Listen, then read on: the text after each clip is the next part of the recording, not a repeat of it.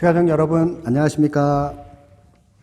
한 주 동안도 잘 지내셨습니까? 새가족위원회를 지도하고 있는 주영진 목사입니다.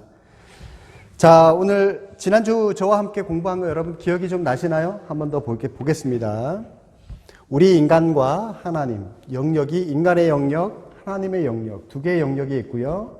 죄로 말미암아 우리 인간의 힘으로는 하나님의 영역에 도달할 수 없다라고 말씀을 드렸습니다. 우리 인간은 죄인이기 때문에 사망하게 되고요. 심판받게 되고 심판받으면 모두가 지옥에 갈 수밖에 없다. 말씀에 근거해서 우리 인간의 한계에 대해서 말씀을 드렸고요. 우리 인간이 아무리 노력하고 애를 써도 우리 힘으로는 죄 문제를 해결할 수 없기 때문에 하나님의 영역에 갈 수 없다라고 말씀을 드렸습니다. 그래서 예수님께서 우리의 한계를 불쌍하게 보시고 십자가라고 하는 다리를 놔주셔서 어떻게 해요?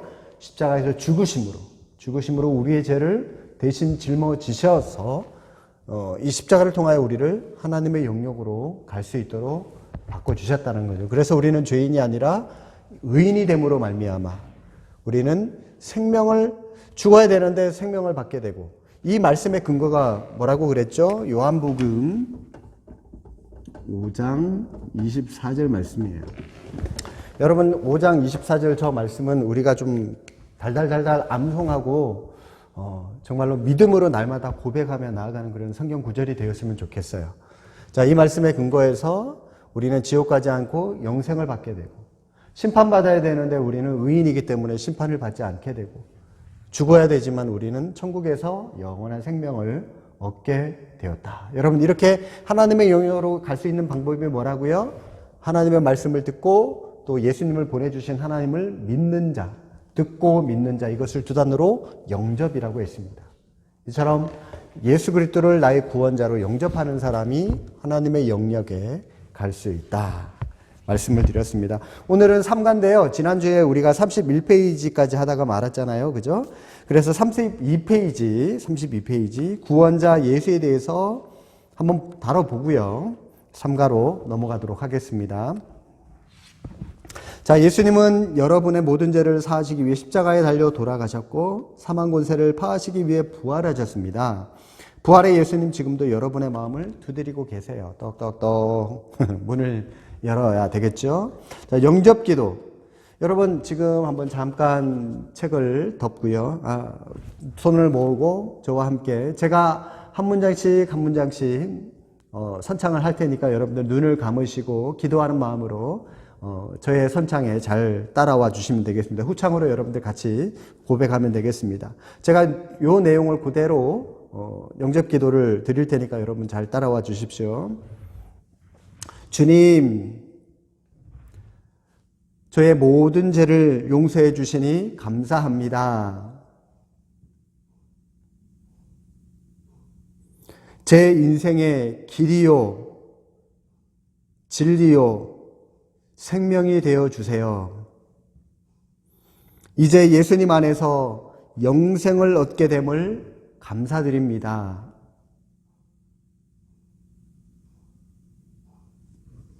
마음을 열고 예수님을 영접합니다.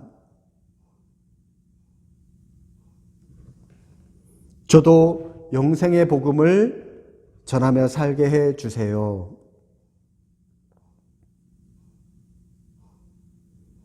예수님의 이름으로 기도합니다. 아멘. 아멘. 예, 여러분 여기서 이 아멘이라고 하는 말은요, 나중에 또 추후에 한 번 더 말씀을 드리겠지만 진실로라고 하는 뜻입니다. 나도 저 기도처럼 저렇게 되기를 진실로 원합니다, 소원합니다라고 하는 고백이 이 아멘이라고 하는 용어에 담겨 있거든요. 그래서 여러분들 기도할 때마다 누군가가 또 아멘 하면서 여러분들이 같이 화답해 주는 것도 좋은 일이라고 생각이 듭니다. 자, 예수님을 영접할 때 하나님께서 그러면 어떤 선물을 우리에게 주십니까? 말씀드렸죠? 영생, 심판을 받지 않고 생명. 이거는요, 내세에만 해당이 되는 부분이겠죠? 우리가 죽어서만. 근데 우리가 살아있을 때 우리에게 혜택이 없다면 우리가 예수님 믿는 게 무슨 의미가 있겠습니까?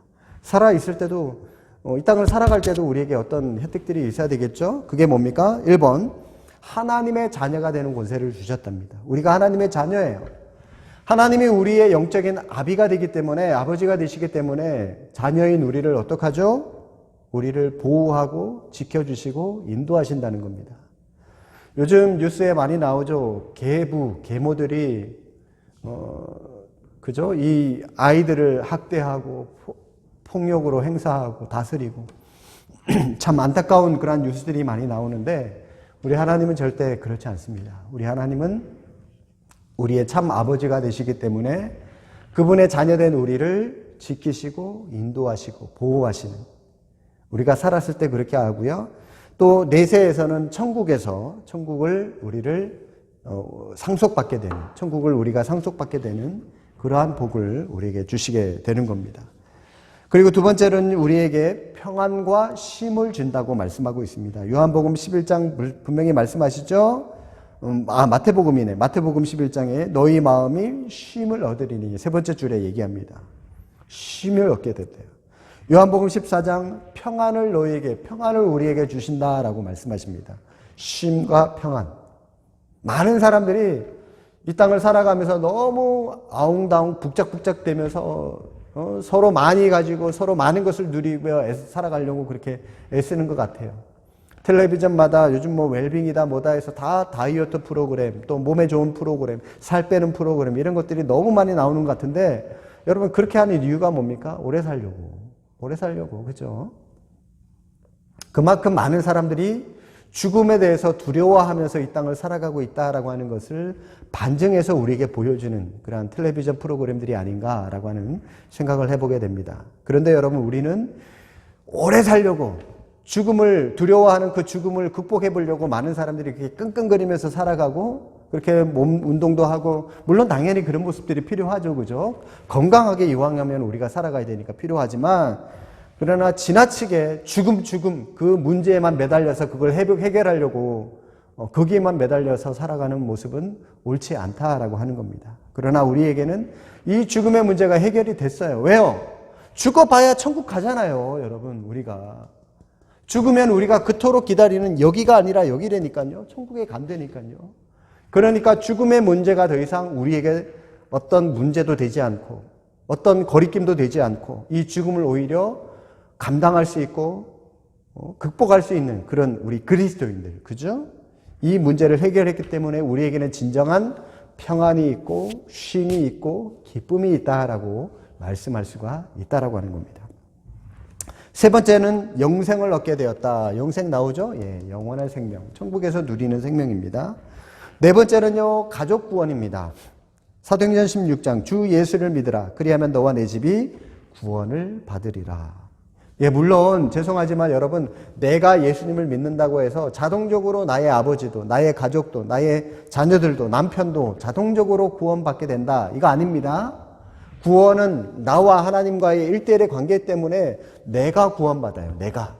누군가가 나를 대신해서 기도해 준다고 해서 그 사람이 대신 기도하는 그 기도 때문에 구원받지 않습니다. 내가 예수님을 믿어야만 구원받는 겁니다. 여러분, 오해 없으시기 바랍니다. 그러면 여기서 말씀하고 있는 가족 구원의 의미는 뭐냐?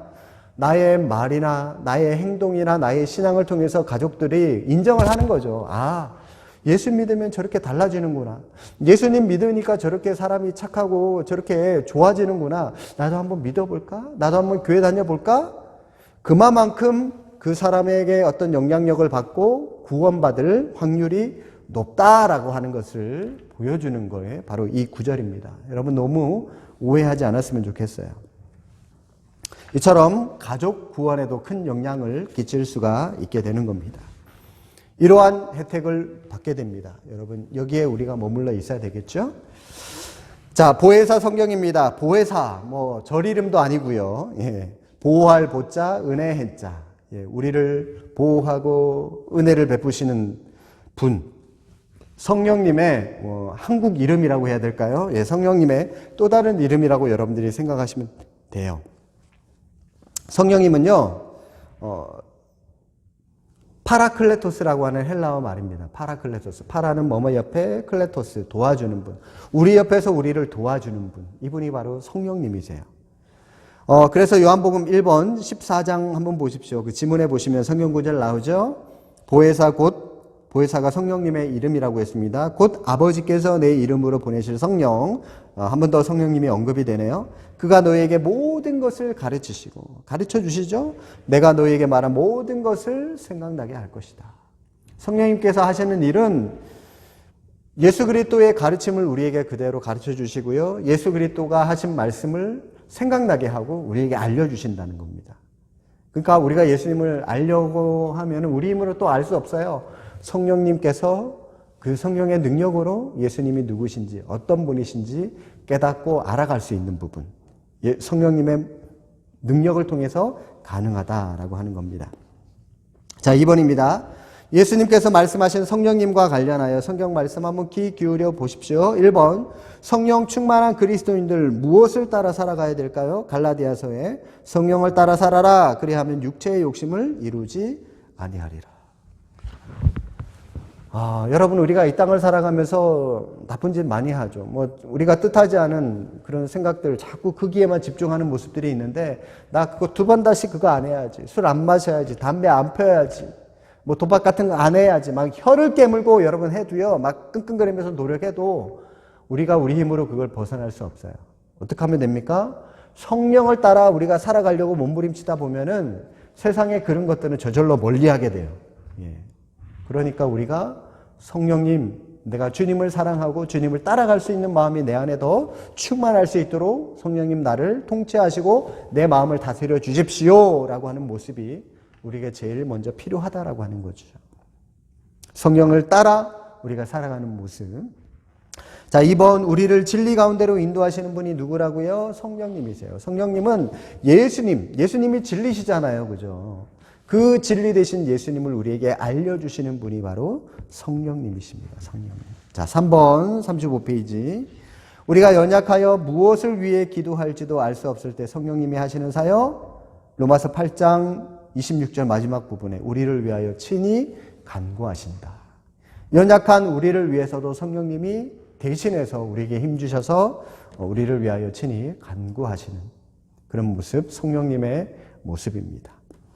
자, 이렇게 여러분들이 이 과를 한번 마무리를 해보시고요. 한번 읽어보십시오. 교재를. 자, 3과 바로 넘어가세요. 39페이지입니다. 신앙생활인데요. 말씀과 기도 2단락으로 나누는데 3과 4가로 2단락으로 나눠서 오늘 3과는 특별히 말씀과 기도에 대해서 한번 저와 함께 생각을 해보면 좋겠습니다. 자, 여는 글 한 인꼬 부부가 있습니다. 오랫동안 자식이 없어서 하나님께 기도했어요. 아들만 주시면 뭐든지 하겠습니다. 부부는 임신에 도움이 된다고 권하는 음식 다 먹었어요. 오랜 기다림 끝에 드디어 임신이 되었습니다. 얼마나 기쁠까요? 남편도 출산할 때까지 아내를 금지옥엽으로 극진히 보살폈고요. 산딸이 되어 태어난 옥동자는 온 집안의 경사였습니다. 아기는 무럭무럭 자라는 듯 했는데, 그런데 3살부터 뭔지는 모르지만 지적 성장이 멈췄습니다. 말도 어눌하게 되고요. 신체 발달도 더디게 되고요. 아이는 20살이 되어서도 여전히 5살의 지적 능력으로 살아가는, 그러니까 정신지체 장애자로 아이가 살아가는 모습. 여러분, 이거는 부모에게 또 다른 아픔이겠죠. 아이가 태어나서는 너무 좋은데 이 아이가 자라서는 걸을 때 걸어야 되고, 그죠? 뛰을 때 뛰어야 되고, 말할 때 해야 되고, 그렇게 그 나이에 맞게끔 자라가야 되는데 20살이 되어서도 여전히 어린아이, 3살, 5살의 아이의 모습으로 지적으로 자라지 않는 그 모습, 그 자녀를 바라보면서 부모의 마음이 얼마나 슬프겠습니까? 여러분, 이것은 우리의 육체뿐만이 아니라 지문 한번 계속해서 볼까요? 우리의 신앙도 이렇게 될 수가 있습니다. 예수님을 영접하여 하나님의 아들로 태어난 우리는 영적으로 성장하지 않으면은 영적으로 지체 장애자가 될 수밖에 없어요. 영성 지체 장애자라고 언급을 하고 있네요. 그렇다면 우리가 영성 지체 장애자가 되지 않고 신앙이 건강하게 자라려면 우리는 어떻게 해야 될까요? 자, 신앙생활은요, 여러분 동그란 톱니바퀴, 이 수레바퀴를 여러분들 한번 좀 생각을 해 주셨으면 좋겠습니다. 제가 생각해도 원을 너무 잘 그렸네요. 예, 이 원 중심에 축이 있죠, 축.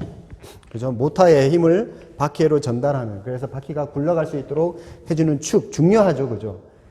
이 중요한 게 바로 예수 그리스도세요. 예수님이세요. 예수 그리스도. 자, 여러분 이 바퀴에는 축만 있나요? 살도 있어요, 살. 바퀴, 똥원과 연결해주는 살도 있고요. 그죠? 또 살만 있나요? 타이어도 있어요, 타이어도. 요게 바로 여러분들 수레바퀴 모양인데, 요게 바로 우리 신앙생활의 모습과 똑같아요. 요거를 여러분들이 좀 기억을 해 주셨으면 좋겠는데, 자, 우리가 신앙생활 하려면은 뭘 지켜야 되냐면은, 위에는 하나님이라고 생각하시고요. 밑으로는 인간이라고 생각하세요. 그래서, 하나님이 우리 인간에게 계시해 주신 뭐가 있죠? 성경. 예, 성경. 따라서 이 위에 살은요, 말씀이라고 여러분들이 생각하시면 돼요. 성경이라고 생각하셔도 되고요. 자, 반대로 우리 인간이 하나님께 가는 방법. 뭐가 있을까요? 기도라고 생각하시면 돼요. 기도. 자, 여기는 수평적으로 사람과 사람인데, 여기는 예수 믿는 사람, 그리스도인들. 여기는 예수님을 믿지 않는 불신자들입니다. 자, 우리 예수 믿는 사람들끼리 서로 자기들끼리 어떤 교제도 하고 화목하게 지내는 것을 우리는 친교, 교제라고 합니다. 그리고 예수 믿는 사람이 불신자들과 함께 교제하며 나누는 거. 요거를 좀 좋은 말로 해서 우리는 전도라고 할 수가 있어요. 전도. 예. 자, 그러면 이 타이어에 해당되는 부분이 뭘까요? 봉사입니다. 봉사. 섬김이라고도 할 수가 있고요. 예, 이런 봉사의 모습. 요 5가지가 여러분 조화를 이뤄야만 돼요. 그게 바로 우리 신앙생활의 모습이에요. 말씀도 열심히 읽어야 되고요. 기도도 열심히 해야 되고요. 성도들끼리 서로 친교도 해야 되고요. 또 믿지 않는 불신자들 찾아가서 전도도 해야 되고요. 또 그것만 하는 게 아니라 교회 안팎으로 이곳저곳에서 나의 도움의 손길이 필요한 곳에서 섬기거나 봉사하는 모습. 이것이 골고루 조화를 이뤄야만 우리의 믿음이 점점 커질 수 있거든요. 이게 우리 마음이에요, 여러분. 이 바퀴가. 한번 생각해 볼까요?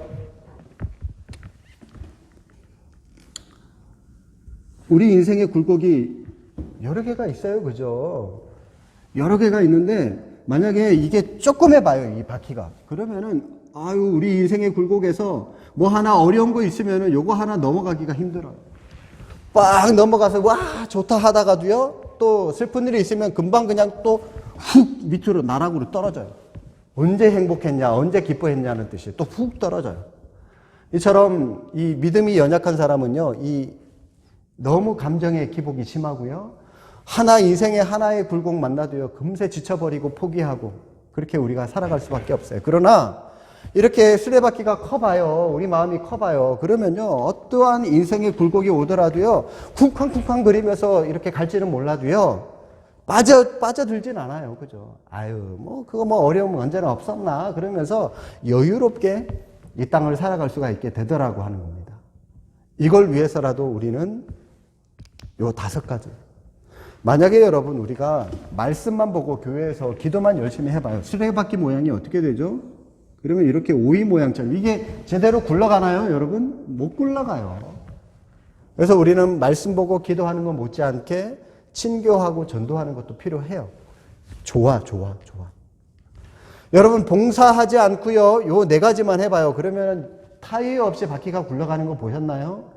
아니에요, 여러분. 봉사도 있어야 하지만 타이어가 생성이 되어서 우리가 마음 놓고 도로 위를 달릴 수 있는 것과 마찬가지로 우리 인생도 어떠한 굴곡을 만나더라도 우리가 그것을 돌파하며 살아갈 수가 있다라고 하는 거죠. 여러분, 요 5가지를 기억을 해 두시고 저와 함께 말씀을 보겠습니다. 교재입니다. 첫 번째는 먼저 말씀 섭취네요. 말씀. 그렇죠? 예, 말씀. 요 2번. 먼저 하나님의 말씀을 우리가 섭취해야 됩니다. 뭐니 해도 교회이기 때문에, 또 신앙 성장을 위해서는 우리가 성경을 볼 수밖에 없는 것 같아요. 자, 40페이지입니다. 성경은 뭘까요? 1번. 성경이 일반 서적과 다른 점 뭡니까? 디모데후서 3장 말씀하시죠. 모든 성경은 뭐로 됐다고요? 하나님의 감동으로 되었다라고 말씀합니다. 하나님의 감동. 하나님의 감동이라고 하는 말은요, 성령님께서 그 저자의 마음에 충만한 감동을 주셔서 성령께서 기록하게 하셨다라고 하는 거죠. 여러분 여기는요 오류가 없어요. 왜요? 성령님께서 오류가 없으신 완벽한 성령님께서 그 사람에게 지혜를 주셔서 쓴 책이기 때문에 오류가 없습니다. 근데 여러분 일반 서적이라든지 뭐 미술 어떤 작품 같은 것들 보면은 뭐 작가들이 그러잖아요. 영감 받아가지고 글을 썼다거나 어떤 미술 작품들을 만들었다고 하는데, 그런데요 그런 영감은요 그냥 조금의 영감 플러스 인간의 생각이 포함되어 있기 때문에 그런 작품들은 오류가 있을 수 있어요. 그러나 성경책은 하나님의 감동으로 된 것이기 때문에 오류가 있을 수 없다. 그래서 일반 서적과 우리 기독교 성경이 다른 이유는 뭐냐면, 다른 점은 바로 오류가 있느냐 없느냐. 왜요? 성경의 감동을 받았느냐 안 받았느냐, 그 차이가 있기 때문에 그렇다고 하는 겁니다. 자, 그러면은 성경을 주신 목적이 무엇입니까? 요한복음 20장 31절. 오직 이것을 기록함은, 성경을 기록한 이유 말씀하시죠? 너희로 예수께서 하나님의 아들 그리스도이심을 믿게 하려 함이고, 예수님이 바로 하나님의 아들이시다라고 하는 사실을 우리에게 알려주기 위해서 성경을 썼다라고 말씀하고 있고요. 두 번째는 또 너희로 믿고 그 이름을 힘입어 생명을 얻게 하기 위해서, 그 아들 예수 그리스도를 믿을 뿐만이 아니라 생명을 얻게 하기 위해서 성경을 우리에게 주셨다. 따라서 여러분 우리가 예수님을 더 많이 알고 또 우리가 구원받기 위해서는 뭘 해야 된다? 성경을 많이 읽어야 된다라고 하는 겁니다. 이해가 되시나요, 여러분? 자, 그러면은 성경은 어떻게 구성되어 있습니까? 자, 성경은 예수님이 오시기 전 예수님에 대한 약속을 기록한 구약 39권, 또 예수님이 오신 이후 예수님의 행적, 제자들의 기록을 모은 신약 27권, 그래서 도합 66권이 하나의 성경책으로 되었습니다. 1500여 년의 역사를 통해서 40여 명의 저자들이 다양한 직업, 배경 등을 통해서 기술한 하나님의 말씀이 바로 성경이다라고 하는 겁니다. 여러분 담당 선생님을 통해서 성경이 왜 하나님의 말씀인가라고 하는 거, 뭐 장르, 그리고 연대적인 기록, 저작 배경, 그리고 저자들의 인원수, 이런 것들을 통해서 성경이 하나님의 말씀일 수밖에 없다라고 하는 것들, 그러한 얘기들을 나중에 여러분들이 한번 교사들을 통해서, 선생님들을 통해서 들어보시면 좋을 것 같습니다. 시간 관계상 요거는 제가 잠깐 그냥 넘어가도록 할게요. 자, 4번. 성경은 인류 사회가 발전시켜온 거의 모든 문학적 장르를 포괄할 수 있어요. 그럼에도 불구하고 놀라운 통일성을 유지하고 있습니다. 그 이유가 뭘까요? 말씀드렸죠. 성령의 감동하심으로. 여러분 한번 상식적으로 생각을 해보십시오. 성경에는요 모든 문학적 장르가 다 포함되어 있거든요. 시편 같은 경우에 시, 뭐 잠언 같은 경우에는 속담, 또 기행문도 있어요. 사도행전 같은 경우에. 또 뭐가 있죠? 위인전도 있고요. 그죠? 사복음서 같은 경우에 예수 그리스도에서 모든 위인, 예수님의 그 위인에 대해서 위인전도 있고요. 또 서신서도 있죠. 편지글 서신서도 있고 묵시도 있고요. 요한계시록과 다니엘서 같은 경우에 이처럼 다양한 그 문학의 장르들이 성경 한 권 안에 다 포함되어 있거든요. 근데 여러분 베스트셀러가 될 수 있는 이유가 뭐냐면은 시면은 시, 기행문이면 기행문, 그죠? 위인전이면 위인전 따로따로 기록이 되어 있어서 그 장르를 좋아하는 사람들이 선호를 해서 그 책을 보고 그렇게 감동을 받고 해야 되는 건데, 성경은요 이 모든 것들이 다 섞여 있어요. 시 읽다가, 기행문 읽다가, 역사 읽다가, 그죠? 편지 읽다가, 뭐 여러 가지가 섞여 있음에도 불구하고 이거 뭐야 이게, 그러면서 사람들에게 혼동을 주지 않습니다. 오히려 그냥 편안해요. 그냥 구약 성경은 다 오실 예수님에 대해서 한결같이 얘기하고 있고요. 신약 성경은 그 오신 예수님에 대해서 또 한결같이 얘기하고 그분을 소개하고 있는 책이기 때문에 흐름이 끊기지를 않아요. 쭉 이어집니다. 이게 바로 성령의 감동하심으로 된 책이다라고 말씀드릴 수가 있는 겁니다. 자, 그렇다면 우리가 어떻게 하나님의 말씀을, 성경을 섭취할 수 있을까요? 예배를 통해서 하나님의 말씀을 듣게 되고요. 또 큐티를 통해서 하나님의 말씀을 묵상할 수가 있고요.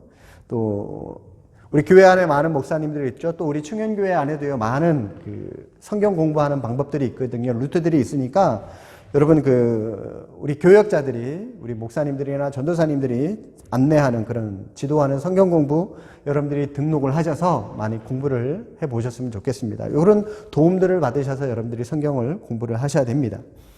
자, 2번 예배 한번 볼까요? 예배는 피조물인 하나님의 백성들이 창조주이신 하나님께 자신을 드리는 헌신의 경배를 일컫습니다. 예배 드리기 전 어떤 준비 자세 필요할까요? 자, 예가 나와 있죠? 바쁜 일 미리 정돈해야 됩니다. 토요일에 여러분 일찍 좀 주무셨으면 좋겠어요.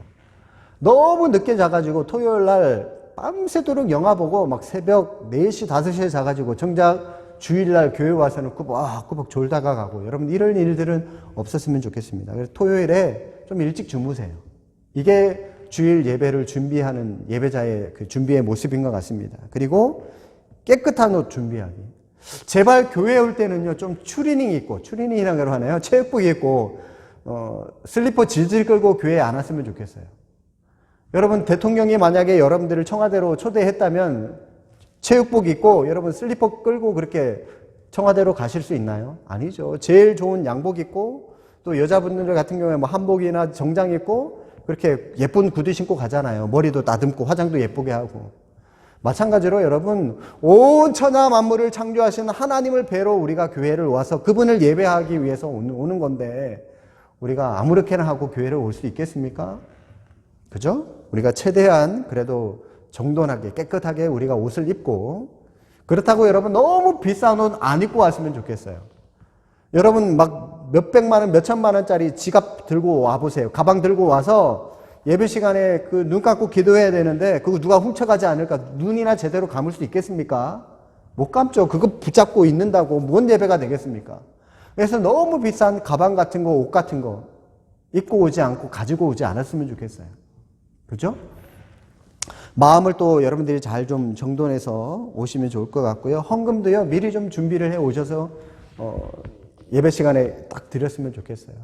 그죠? 부랴부랴 막 지갑에서 막 몇천 원짜리 이렇게 막 구깃구깃 이렇게 꺼내가지고 헌금하고 그런 성의 없는 모습 보이지 마시고요. 미리미리. 옛날에 저 어렸을 때는요, 저희 부모님이 이 헌돈 그러면은 웬만하면은 그 토요일 날도 했었거든요.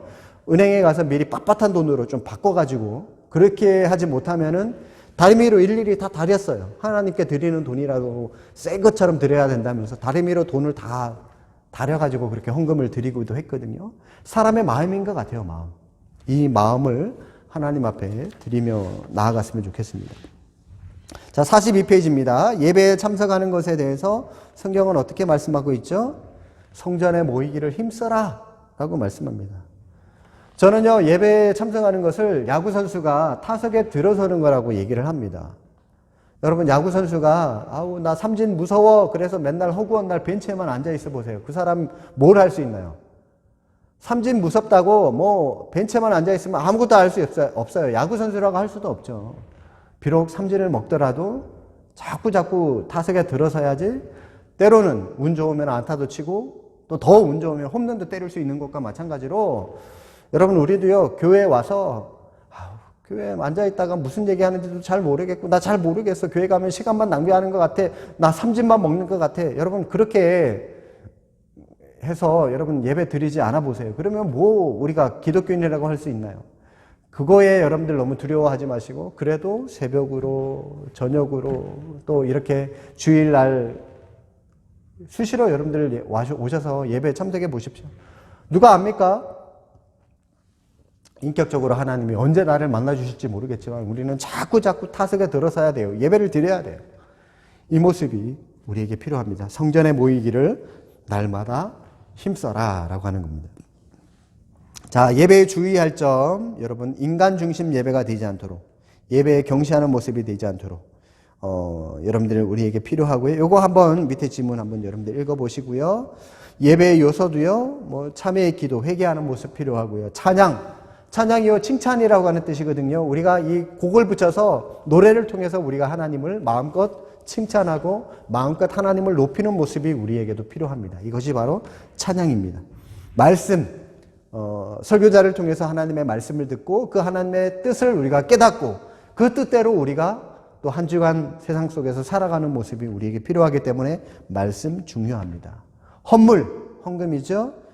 우리가 하나님께 드릴 수 있는 유일한 것이 헌금이에요. 일주일 동안 또 한 달 동안 우리가 돈을 벌었어요. 건강하게 벌었습니다. 우리를 건강하게 지켜주셔서 회사에서 직장에서 잘리지 않고 지켜주셔서 내가 이 월급을 받을 수 있었습니다. 하나님 감사합니다. 얼마만큼 떼서 하나님께 돈을 드리죠. 헌금을 드리죠. 그게 바로 하나님께 감사의 표현으로 우리가 유일하게 드릴 수 있는 것이기 때문에 예배에 우리가 하나님께 드리는 겁니다. 자, 베레아 성도들은 설교 말씀을 들을 때 어떤 자세로 들었습니까? 사도행전 17장에 말씀하시죠. 두 번째 줄 한번 볼까요? 한 마음으로 말씀을 받고 이것이 그러한가 하여 날마다 성경을 상고했다. 성경을 우리가 많이 보시고 우리가 그 설교를 들을 뿐만이 아니라 성경하고 비교해서 정말로 그런가? 정말로 이런가? 라고 우리도 내 나름대로 한번 연구하고 고민을 해서 내 걸로 여러분 소화시켜 줘야 돼요. 그래야 그 말씀이 정말로 내 것이 될 수가 있는 거거든요. 자, 3번 43페이지 밑에입니다. 성경 공부. 여러분, 우리가 성경 공부를 왜 해야 될까요? 사실 여러분, 성경은요, 우리가 엄밀하게 따지면 1차 독자는 성경을 쓰기에 그때 초대교회에 그때 유대인들이나 그 주변에 그리스나 로마에 있는 성도들이 바로 1차 독자들입니다. 엄밀하게 따지면 우리는 2차 독자예요. 성경 공부가 필요한 이유는 그 1차 독자들이 살았던 그 시대의 어떤 배경, 시대의 모습을 우리가 알아야지만 하나님께서 이것 때문에 그들에게 이 말씀을 주셨구나 라고 하는 사실을 깨닫고 그 말씀을 우리에게도 적용할 수 있기 때문에 우리가 공부를 해야 되는 거예요. 이것 때문에 우리가 성경을 배워야 되는 겁니다. 자, 44페이지입니다. 1번. 안디옥에서 성도들이 최초로 그리스도인이라고 불리게 된 이유. 여러분, 사도행전 11장에 나오죠? 안디옥 교회에서 비로소 예수 믿는 사람들을 그리스도인이다라고 얘기를 합니다. 옛날에 제가 어렸을 때는 예수쟁이 그랬거든요. 같은 말입니다. 그리스도인이나 예수쟁이나. 자, 이번 바울 사도가 에베소에서 두란노 소원을 세우고 성경을 강론할 때 일주일에 몇 번씩 몇 년을 했습니까? 사도행전 19장 여러분 한번 보실까요? 중간에 세 번째 줄을 보시면요. 바울이 그들을 떠나 제자들을 따로 세우고 두란노 소원에서 날마다 강론했답니다. 날마다 복음을 전해. 얼마 동안요? 날마다 2해 동안. 2년 동안.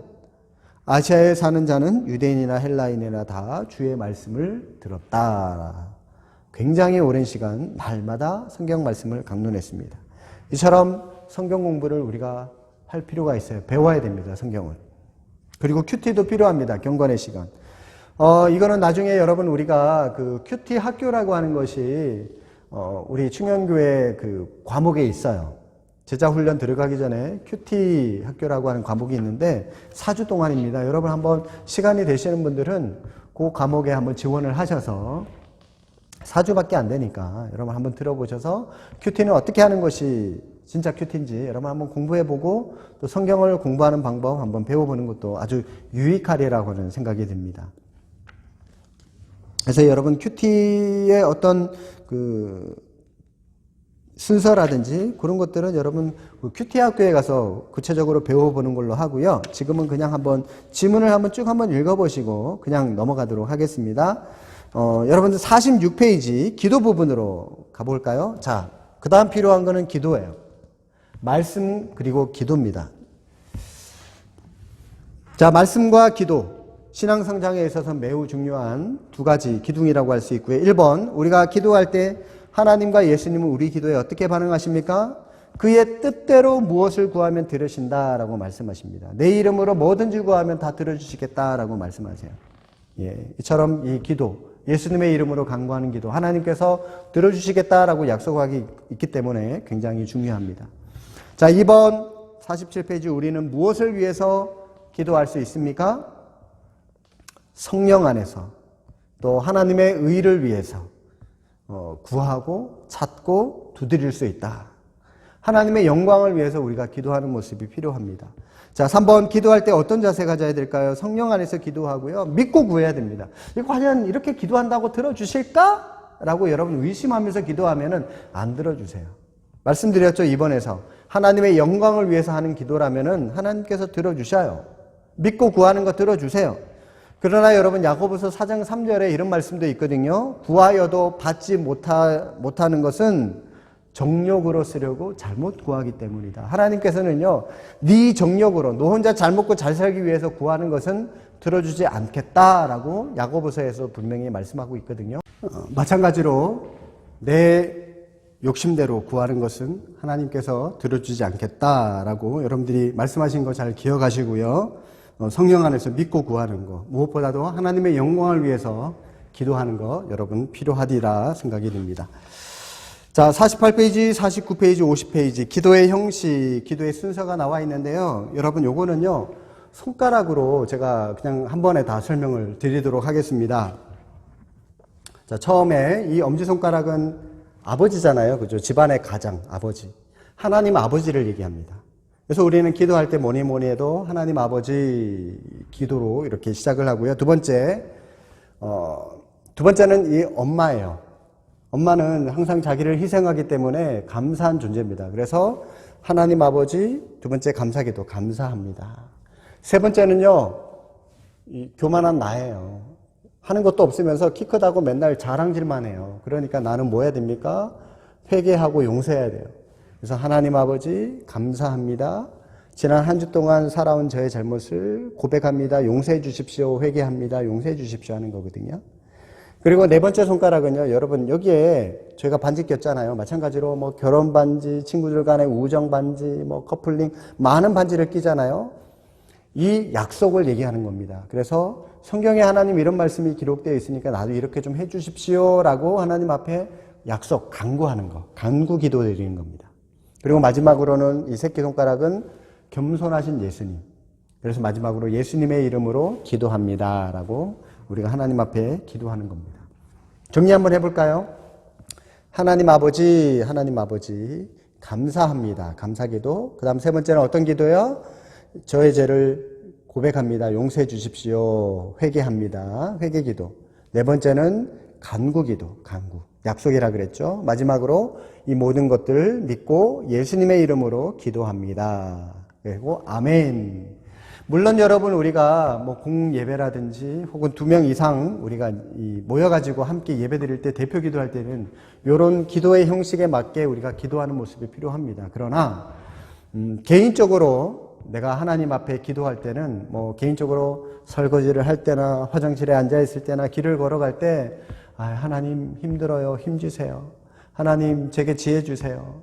하나님 저에게 하나님께서 능력 주셔야 제가 또 이번에 프로젝트 이것도 잘 감당할 수 있으니까 하나님 저를 좀 붙잡아 주십시오라고 이렇게 하나님하고 나랑 기도할 때는요, 그냥 서스름 없이 이 형식에 얽매이지 마시고 그냥 기도하시면 돼요. 그냥 사랑하는 친구랑 얘기하는 것처럼 그렇게 그냥 주거니 받거니 기도하시면 돼요.